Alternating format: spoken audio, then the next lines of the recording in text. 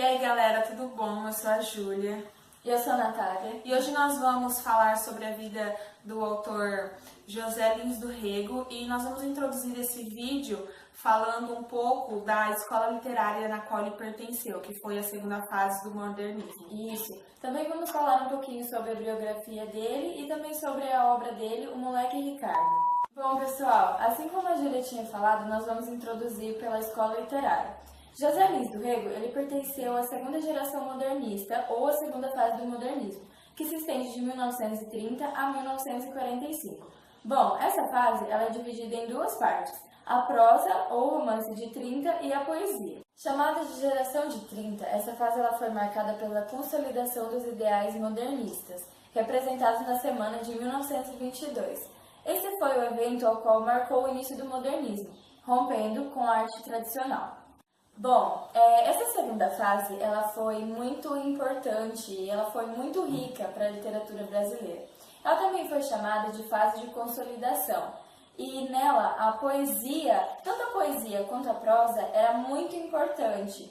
E os autores literários dessa fase, eles gostavam muito de abordar temas nacionais, sociais e históricos em suas obras. E quem marcou o início dessa fase foi o autor Carlos Drummond de Andrade, com a publicação da obra Algumas Poesias, em 1930 mesmo, quando foi o ano que iniciou essa geração da segunda fase modernista. Bom, pessoal, agora eu vou falar um pouquinho sobre o contexto histórico. Essa segunda geração modernista, ela surgiu no Brasil numa fase bem conturbada. Lá em 1929 houve a crise econômica ou depressão econômica, que foi a quebra da Bolsa de Valores lá em Nova York, ou, como bastante gente conhece, o crack da Bolsa, que foi quando o pessoal de lá estavam produzindo bastante café e demandando para cá. Só que o pessoal de cá, eles não tinham condições, eles não tinham verba necessária para comprar esse café. Um tanto que o governo precisou até queimar café, porque estava estragando.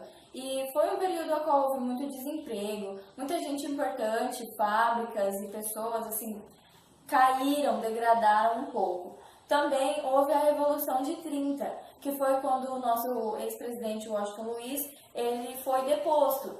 E que isso até foi caracterizado como um golpe de Estado, enfim. Depois, a presidente Getúlio Vargas assumiu o poder. Bom, pessoal, agora eu vou falar um pouquinho sobre as características da segunda geração modernista. Bom, as características elas estão mais explícitas tanto quanto na prosa quanto na poesia. Os autores dessa época, eles engajavam os temas sociais, a vivência mesmo, do dia a dia. Eles queriam uma base. Eu falei no início do vídeo que eles romperam com aquela arte tradicional. Eles queriam um novo, inventar, inovação. Até que alguns deles, tanto quanto autores, quanto pessoas mesmo da época, foram presos por querer expressar e ter essa liberdade. E eles não podiam. E os autores da época, eles buscavam essa liberdade através das obras. E eles não falavam formalmente, eles falavam coloquialmente, como se fosse uma conversa, no dia a dia mesmo. E eles falavam muito sobre a variação de culturas, a influência do realismo, o romantismo, o regionalismo. É importante lembrar que eles falavam sobre os problemas sociais mesmo, exatamente, no momento. Eles relatavam tudo. E bom, pessoal, essa foi um pouquinho da segunda geração modernista. Agora a gente vai partir para a biografia do autor José Lins do Rego. Galera, agora eu vou introduzir a biografia do José Lins, falando um pouquinho sobre a vida dele. Ele nasceu no dia 3 de junho do ano de 1901, no município de Pilar, na Paraíba.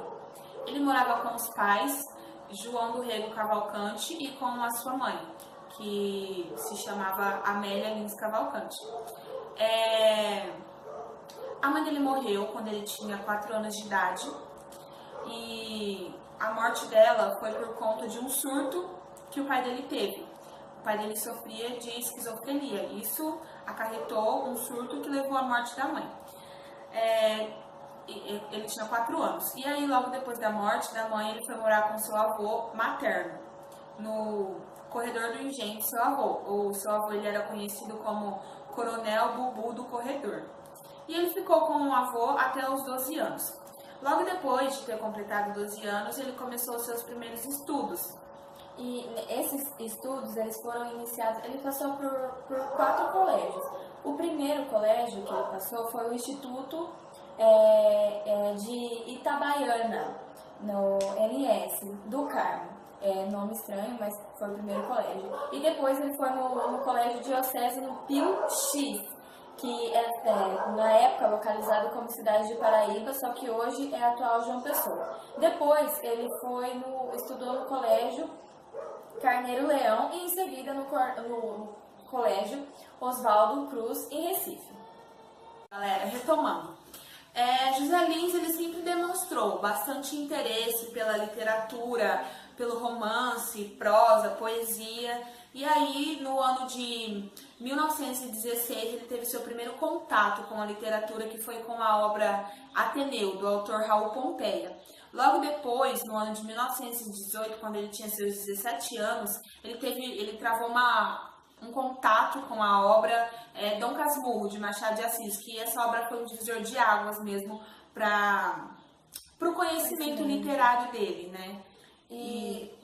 Sempre que como ele viveu, né, a vida lá no corredor do avô, que de tal forma, um senhor muito importante na época, né, ele sempre teve contato com as pessoas, os negros na época, as senzalas, ele sempre viveu e viu de forma bem realista mesmo, como eram os engenhos açucareiros, a população negra. E isso é um detalhe que é importante, que veio passado de geração em geração. A mãe também foi assim, o avô, né, e um tanto com ele. E nessa questão dos engenhos açucareiros, um tanto que ele fez um ciclo de livros que retrata a decadência do engenho açucareiro.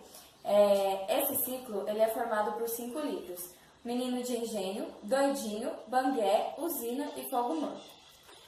Logo depois ele ter vivido boa parte da sua infância com seu avô e ter presenciado mudanças no sertão açucareiro, no engenho açucareiro do Nordeste, ele presenciou mudanças das quais foram trocadas mão de obras de produtores por máquinas, por usinas. Os engenhos foram trocados por usinas, sim, né? E isso acarretou uma grande mudança social e econômica na época, né?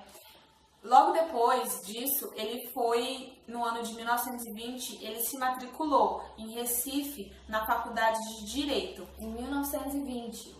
E aí ele começou a estudar na Faculdade de Direito. Ele cursar esse curso trouxe para ele grandes benefícios, tais como influências que ele fez lá, amizade com pessoas que eram denominadas influentes, e também trouxe bastante conhecimento literário para ele.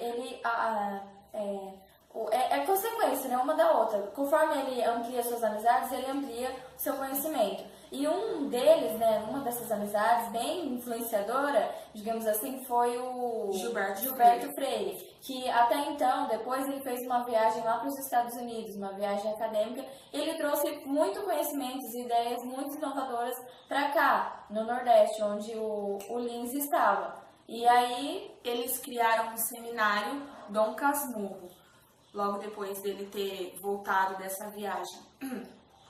Logo depois disso, ele se formou na Faculdade de Direito no ano de 1923. E aí, no ano de 1924, ele se casou com sua prima, Filomena. Filomena, ela era filha do senador Antônio Massa. No ano de 1925, José Lins ele entra para o Ministério Público, ele ingressa e ele começa a exercer o cargo de promotor de justiça. Entretanto, ele só fica 1 ano exercendo esse cargo e depois ele abdica. E aí ele se torna fiscal de banco no município de Manhuaçu, no estado de Minas Gerais. E depois disso, ele vai para Maceió e lá ele faz amizade com um grupo bem renomado de autores. Isso. E aí no ano de 1932 ele escreve publica a sua primeira obra, que leva o nome de Menino de Engenho, que também é a primeira obra do ciclo Cana-de-Açúcar. No ano seguinte da publicação da sua primeira obra publicada, ele publicou seu segundo romance, que foi Doidinho. E esse romance trouxe para ele a oportunidade de lançar vários exemplares, que José Olímpio propôs para ele de publicar 10.000 exemplares da obra. E isso trouxe para ele muita visibilidade do público na época. Ele foi um autor muito aplaudido e visado na época também. E daí então ele passou a publicar um livro a cada ano. José Lins, ele é nomeado como fiscal de imposto e aí ele passa a residir na cidade do Rio de Janeiro. Em 1935. Isso. Ele também sempre teve uma paixão muito grande por futebol, então ele se torna chefe do clube do Flamengo. E ele publicou um único livro de história infantil e também se destacou um pouquinho como cronista. Depois ele publicou sua obra-prima, que foi o romance Fogo Morto, no ano de 1942. Em 1953 ele publica o seu último romance, que foi Cangaceiro. Isso, e em meio a essas publicações ele fez viagens, e que foi muito legal que ele viu as suas obras sendo publicadas em vários idiomas. 3 anos depois ele entrou para a Academia Brasileira de Letras, se tornou membro da Academia Brasileira de Letras. E em 1956, ele publica o seu livro de memórias. Isso, Meus Verdes Anos, que foi o seu último livro. E no ano seguinte, ele falece de uma doença hepática na cidade do Rio de Janeiro. Em setembro de 1957. Vou falar para vocês as principais obras do José Lins do Rio. Então nós vamos começar. Tem O Menino de Engenho, Doidinho, Banguê, O Moleque Ricardo, Usina, Pureza, Pedra Bonita, Riacho Doce, Água Mãe, Fogo Morto, Eurídice, Cangaceiros. Aí essa história, Histórias da Velha Totonha, é a única obra dele voltada para o público infantil, e Meus Verdes Anos, que foi a última obra dele publicada. Agora a gente vai falar um pouquinho sobre o resumo da obra O Moleque Ricardo. O Moleque Ricardo foi publicado em 1935, é um romance regionalista do autor José Lins, considerado como uma de suas obras independentes, juntamente com Pureza e Rio Doce. Essa obra também faz ligação com os dois ciclos, o ciclo Cana-de-Açúcar e o ciclo Cangaceiro do autor.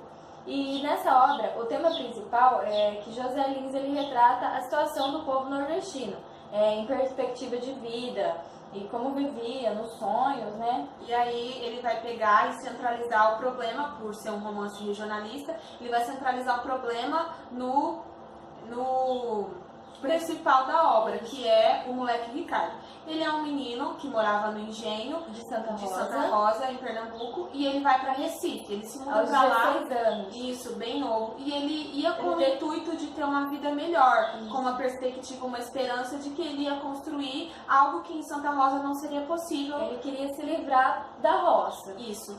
Só que pode falar. Então, ele consegue um emprego na padaria. E aí, a partir desse emprego, ele também começa a descobrir como é a vida lá em Recife.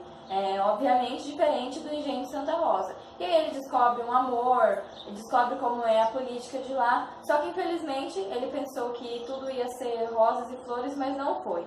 Infelizmente ele foi preso na Ilha Fernando de Noronha. E aí então o autor José Lins, ele continua o final dessa obra no livro Usina, publicado em 1936, no ano seguinte.